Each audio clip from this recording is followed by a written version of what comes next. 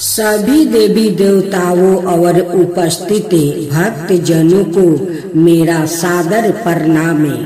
आज हम सब पावन दुर्गा अष्टमी के शुभ अवसर पर एकत्र हुए हैं। यह दिन माँ दुर्गा की उपासना और शक्ति के सम्मान का प्रतीक है। इस दिन माँ दुर्गा ने महिषासुर जैसे असुर का संहार करके धर्म की स्थापना की थी। माँ की 8वीं शक्ति महागौरी की पूजा इस दिन विशेष रूप से की जाती है। यह व्रत हमें स्वयं श्रद्धा और भक्ति की प्रेरणा देती है। आइए हम सब मिलकर माँ दुर्गा की गाथा और महिमा का श्रवण करें और अपने जीवन को शुभता और शक्ति से भरपूर बनाए।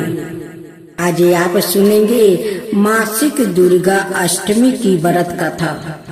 पौराणिक कथाओं अनुसार प्राचीन काल में असुर दंभ को महिषासुर नाम के एक पुत्र की प्राप्ति हुई थी, जिसके भीतर बचपन से ही अमर होने की प्रबल इच्छा थी।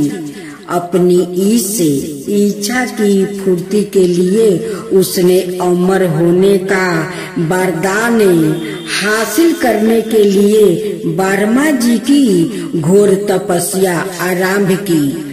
महिषासुर द्वारा की गई इस कठोर तपस्या से ब्रह्मा जी प्रसन्न हुए और उसे मन चाहा वरदान मांगने को कहा।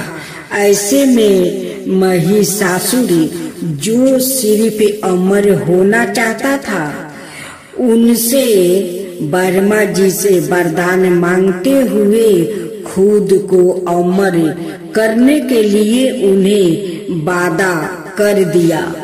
परंतु ब्रह्मा जी ने महिषासुर को अमरता का वरदान देने की बात यह कहते हुए टाल दिया कि जन्म के बाद मृत्यु के और मृत्यु के बाद जन्म निश्चित है।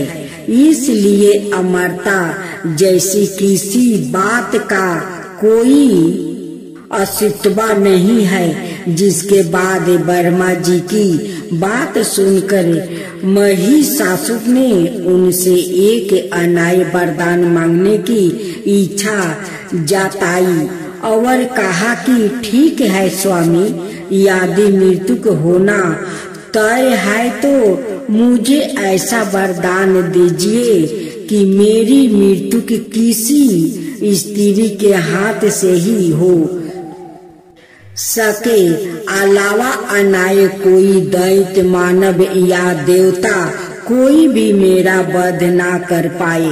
जिसके बाद ब्रह्मा जी ने महिषासुर को दूसरा वरदान दे दिया। ब्रह्मा जी द्वारा वरदान प्राप्ति करते ही महिषासुर अहंकार से अंधा हो गया और इसके साथ ही बढ़ गया उसका अनाय मौत के भय से मुक्ति होकर उनसे अपनी सेना के साथ पृथ्वी लोक पर आक्रमण कर दिया। इससे धरती पर चारों तरफ से तबाही मच गई। उसके बल के आगे समस्त जीवों और प्राणियों को नतमस्तक होना ही पड़ा। जिसके बाद पृथ्वी और पाताल को अपने अधीन करने के बाद अहंकारी महिषासुर ने इंद्रलोक पर भी आक्रमण कर दिया, जिसमें उन्होंने इंद्रदेव को पराजित कर स्वर्ग पर भी कब्जा कर लिया। महिषासुर से परेशान होकर सभी देवी देवता त्रिदेव अर्थात महादेव ब्रह्मा और विष्णु के पास सहायता मांगने पहुँचे।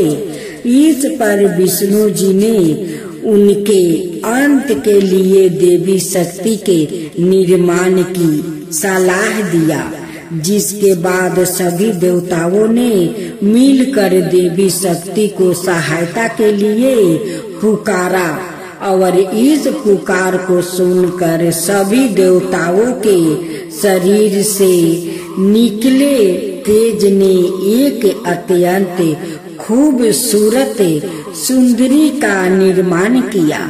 उसी तेज से निकली माँ आदिशक्ति, जिसके रूप और तेज से सभी देवता भी आश्चर्यचकित हो गए।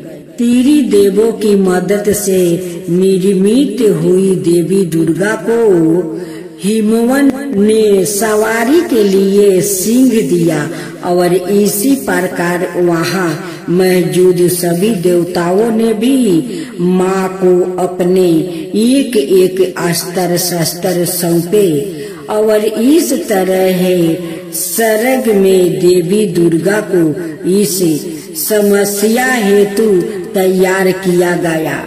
माना जाता है कि देवी का अत्यंत सुंदर रूप देखकर महिषासुर उनके प्रति बहुत आकर्षित होने लगा और उसने अपने एक दूत के जरिए देवी माँ के पास विवाह का प्रस्ताव तक पहुँचाया। हंकारी महिषासुर की इस दुष्ट हरकत ने देवी भगवती को अत्यधिक क्रोधित कर दिया, जिसके बाद ही माँ ने महिषासुर को युद्ध के लिए ललकारा। माँ दुर्गा से युद्ध की ललकार सुनकर ब्रह्मा जी से मिले वरदान के हंकार में अंधे हो चुके महिषासुर उनसे युद्ध करने के लिए तैयार भी हो गया। इस युद्ध में एक एक करके महिषासुर की संपूर्ण सेना का माँ दुर्गा ने सर्वनाश कर दिया। इस दौरान माना यह भी जाता है कि यह युद्ध पूरे 9 दिनों तक चला, जिस दौरान असुरों के सम्राट महिषासुर ने विभिन्न रूप धारण कर देवी माँ को छलने की कई बार कोशिश की, लेकिन उसकी सभी कोशिश आखिरकार नाकाम रही और देवी भगवती ने अपने चक्र से इस युद्ध में महिषासुर को सिर काटते हुए उसका वध कर दिया। अंत इस तरह देवी भगवती के हाथों महिषासुर की मृत्यु संभव हो पाई। माना जाता है कि जिस दिन माँ भगवती ने स्वर्ग लोक, पृथ्वी लोक और पाताल लोक को महिषासुर के पापों से मुक्ति दिलाई, उस दिन से ही दुर्गा अष्टमी का पर्व आरंभ हुआ। आज आप सुने 9 दुर्गा की 9 रूप की कथा। एक पौराणिक कथा के अनुसार नवरात्रि में माँ दुर्गा ने महिषासुर नाम का राक्षस का वध करके देवताओं को उसके कष्टों से मुक्त किया था। महिषासुर ने भगवान शिव की आराधना करके अद्वितीय शक्ति प्राप्ति कर ली थी और तीनों देव अर्थात ब्रह्मा, विष्णु, महेश भी उसे हराने में असमर्थ थे। महिषासुर राक्षस के अंतक से सभी देवता भयभीत थे। उस समय सभी देवताओं ने अपनी अपनी शक्तियों को मिलाकर दुर्गा को अवतारित किया। अनेक शक्तियों के तेज से जन्मी माता दुर्गा ने महिषासुर का वध कर सबके कष्टों को दूर किया। कथा 2। एक नगर में एक ब्राह्मण रहता था। वो माँ भगवती दुर्गा का परम भक्त था। उसकी एक कन्या थी। ब्राह्मण नियम पूर्वक प्रतिदिन दुर्गा की पूजा और यज्ञ किया करता था। सुमति अर्थात ब्राह्मण की बेटी भी प्रतिदिन इस पूजा में भाग लिया करती थी। एक दिन सुमति खेलने में व्यस्त होने के कारण भगवती पूजा में शामिल नहीं हो सकी। यह देख उसके पिता को क्रोध आ गया और क्रोध वश से उसके पिता ने कहा कि वो उसका विवाह किसी दलिद्रता और कोढ़ी से करेंगे। पिता की बातें सुनकर बेटी को बड़ा दुख हुआ और उसने पिता के द्वार क्रोध में कही गई बातों को हर्ष स्वीकार कर लिया।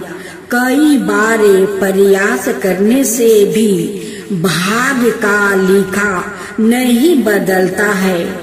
अपनी बात के अनुसार उसके पिता ने अपनी कन्या का विवाह एक कोढ़ी के साथ कर दिया।